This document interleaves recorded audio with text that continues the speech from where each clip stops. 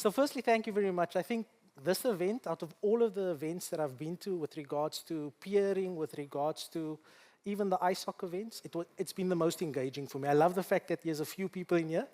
And I think one of the things that I saw out of the conversations this morning, everyone here knows the reason for resilience. I don't think I have to go through the key thoughts again. I think a lot of the thoughts has been shared that I was going to share today.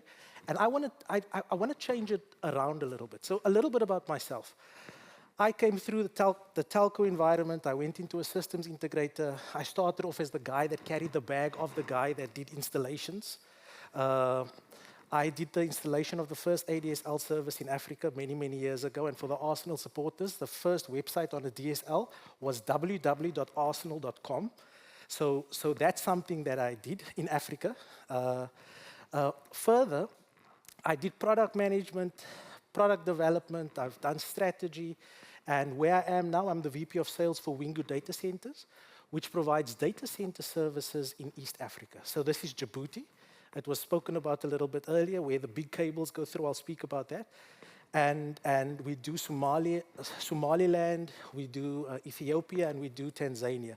And then we are also able to give data center services all over Africa. And there's a reason why I'm mentioning this, is because I was going to do this presentation focused on resilience. But I think it's important that we all understand that not all resilience is the same. There's many of my clients that come to me that says, listen, you're a tier 3 data center. You've got power, resilient power, so dual feeds. You've got 3 generators. You've got different racks, so I'm resilient. That's not what resilience means. I think the intent of this conference is actually to get everybody to think about resilience. And not just the technical people, the people that does the planning, but also the commercial people. How many product managers or commercial people is in the room? Oh, wow. So if you want to know if someone's commercial, look at them the week before the quarter ends. Okay, if you see them drinking a lot of water, that's a commercial person. Because Salesforce confuses a lot of people in companies.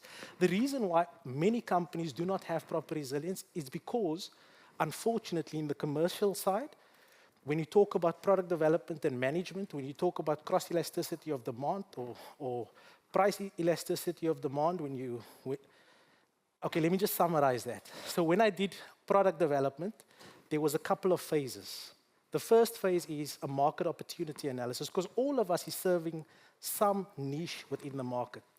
The next leg is a market service description, is where you basically say that this is how the service will tend to the market. But the unfortunate thing with the budgets entities have and the targets that boards puts on excos and what the CEO puts on the commercial team, oftentimes that gets lost. So this is the hypothesis. I've spoken a lot. The hypothesis that I want to show to you today is a credible example of where, if you, and I'm going to show it, if your resilience works, you'll get more clients. If your resilience does not work, unfortunately, they will go. Is that okay with everyone? I'm not going to go through all the slides, but I think it's important that we also have a commercial lens. So yeah, let's jump straight into it. I think these factors I was going to discuss right at the beginning, but I don't think it's necessary to go through this. Everyone knows that internet is critical. Everyone knows that concentration risk. I'll cover a little bit of that later on. And then Africa scales fast. And yes, the example that I will use is about Africa, so I'm going to give a little bit of context. But this one at the bottom is what I'd like you to focus on. During March of 2024, there was 3 submarine cables that failed within the Red Sea. And all of the carriers that was co-located at Wingu, all of them said their networks are resilient. Now, I have to give you a little bit of context about Wingu. I have to give you a little bit of context about Africa. And I also have to give you a little bit of context what happened in the business space, because I think it's important that we understand this. So I'm going to jump straight over. A little bit about Africa. For those who do not know, Africa has between 650 million to 700 million active internet users. So in Africa, at any point in time, somebody's busy watching something. I'm not going to say what they watch, but they are doing something. I know my wife shoppings a lot, so she's definitely at least 1,000 of those people. If I continue, if we talk about from a mobile GDP perspective, there's huge growth, and you can see it with the amount of telcos, large telcos that are going into Africa. You'll see that the largest African telco, a company called MTN, I used to run their international voice portfolio, as well as their B2B partnerships portfolio. They are doing excellently. They've just gone over 300 million subscribers. Think about this one company having 300 million separate clients in a territory. It's absolutely huge. Further, if you look at smartphone penetration, we believe it will get to 88% by 2030, which means those places that in the past where we used to think it's extremely dark, it's all being lit up. So the infrastructure and the networks are there to support the growth required.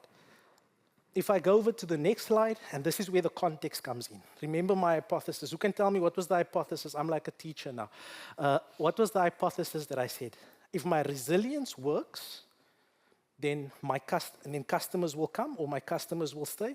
If my resilience does not work, customers will leave, right? So this is just a little bit about Djibouti. I made it circles because I didn't want to put the Africa picture in there, just so that you can have a view of what it does. Djibouti is a very, very small country. It's a very strategically positioned country globally. There is 12 or more than 12 submarine cables that terminate there. There's a number of army bases. They've got 1 million, apologies, they've got 1 million, oh, sorry. That's better, okay. They've got I'm sorry, guys. I haven't spoken this much in a very long time, so sorry. They've got 1 million people that live there. And also, if you look at Djibouti, it's the place where international traffic actually links from Asia to East Africa, back up East Africa, through to the Middle East, and then through also to Europe. So there's a lot of connectivity that goes in through Marseille. And just to give some of you some insights, in the last 5 months, my team and I have been involved with the sale of about 1.5 terabits of IP transit. So this is not small numbers. This is not at somewhere small somewhere, right? And inside of Djibouti, we've got 2 separate data centers, one for government and banks. So I'm not going to talk about workloads like I wanted to speak earlier. So for banks, enterprises, and there's another data center that just focuses on carriers, ISPs, and that's their focus. However, can you remember what I said earlier? In 2024, March, in a period of 72 hours, there was 3 submarine cables that went up. And I found that 50% of the over 40 carriers that were in our facility immediately picked up the phone and they were losing their minds. Now, when I speak to the IP engineers, when I speak to the transmission engineers, all of them says they have resilience in their network. Their network is planned out well. But the unfortunate thing is, it's not true resilience. So this is why I'm saying, what happened in March 2024, the entities that had true resilience, they got more clients. Immediately, clients started moving over because a lot of B2B services are on these wholesale routes. Secondly, for the entities that could not get their so-called resilient networks back up because it wasn't truly resilient, and I'll explain why I say it wasn't truly resilient. For those entities, in the long run, they lost a number of clients. So what's the principle? When you think about resilience and you really want your network to be of such a nature that you are able to stand when others fall, you have to apply your mind into your product development. There's certain things that unfortunately you have to bite the bullet at the end, at the beginning. Otherwise, at the later stage, you'll find yourself in trouble.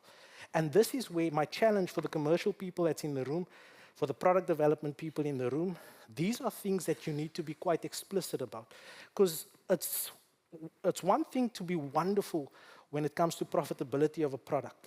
Or do you guys still do MROIP, minimum return on investment pricing? Okay, yes, no? Okay, only one person is smiling. Minimum return on investment pricing is where the guidelines is given. This is the minimum amount of money we need to make on this particular service. So, if I say that when you think about your product, you have to apply your mind because something will go wrong. Every submarine cable out there has a fault rate. It says, for example, everyone knows the Easy submarine cable. It's on the east coast of Africa. It was designed on 1.64 submarine cable faults a year.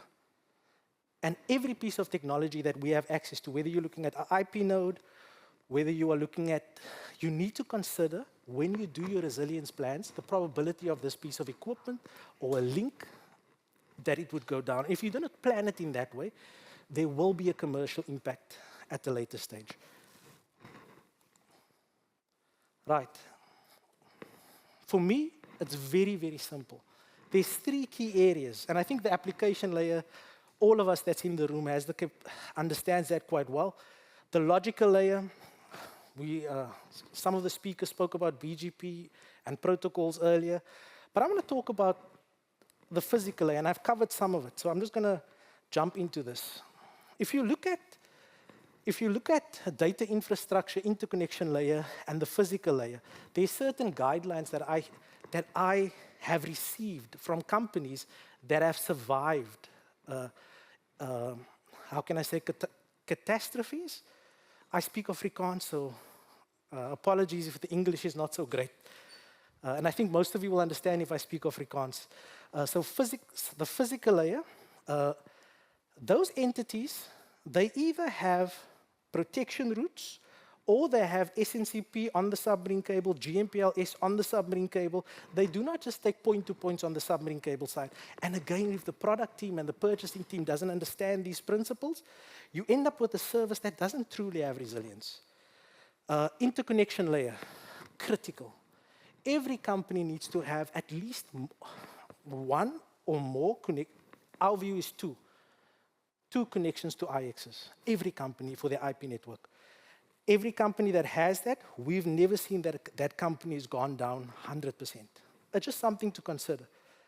The next area is data infrastructure. Yes, it's wonderful being in a tier 3 data center.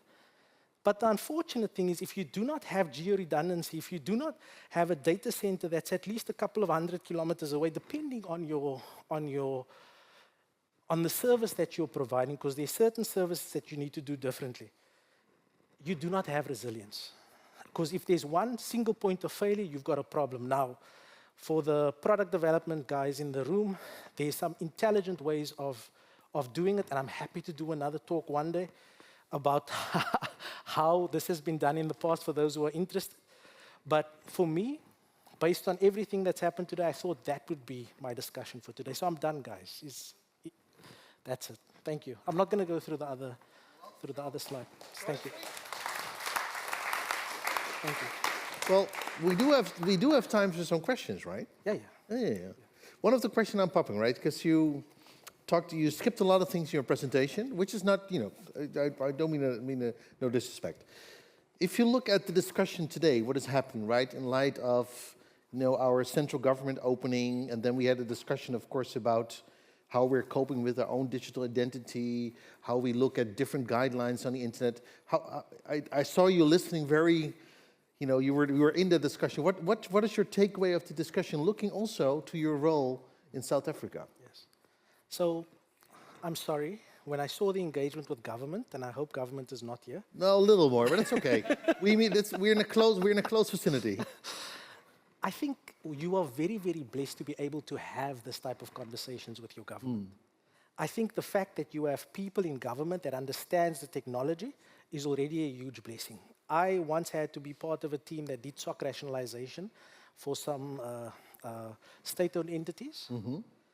And the piece of advice that saved me was, if you expect rationality from government, the South African government, in certain areas, then you will be extremely disappointed. So I loved the fact that there was open debate about certain topics.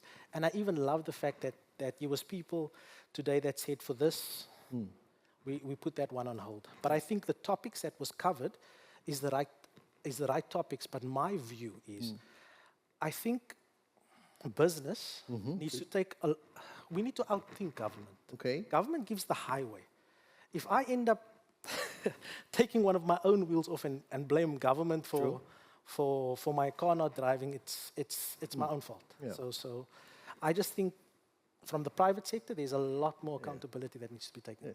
2 questions before I leave you. No problem. How do you feel about this word from Eric? Eric talked about competitiveness. Yes. What does that word do for you? So for me, competitiveness is what, this is going to sound terrible, that separates the girls from the women. Okay. I can't say the boys from the men. I think if you are able to, like AMS-IX has done with Wingu, for example, their competitiveness is actually in the people that they've put in front of us. Okay, all right. We would accept much worse business models from them. Don't remember what I just said, because of the quality of people that they put in front of us. So that's one driver for competitive advantage. The other one is product, and I think everyone knows that. But for me, it's not governments, unless you're in a market that has a monopoly. Then government needs to step in. Yeah, we have those markets, of course, in the world. One final question before I leave you. If you would name one thing as a takeaway, what you say, Danny and team and AMS-IX and more IP, this is something you should take away from our region, from my country, where I'm proud of, what would that be? There's 2 things. I always ask. Okay, good, good. The first thing is a little bit more investment. I think if you look at the nature of where Africa is and where the carriers are on their journeys, I think, for example, one of the simple things we've discussed is, for example, bringing some of the caches directly into Djibouti, because that would create a stronger ecosystem. And having more of a a voice from AMS-IX would add value. Wow. The second area is more events like this, and these events in Africa. Well, I see, well, we can talk about it, Peter. Maybe not tonight, but okay. Can I have a warm applause for Ralph? Thank you. Thank you, everyone. Thank you, Ralph. Thank you.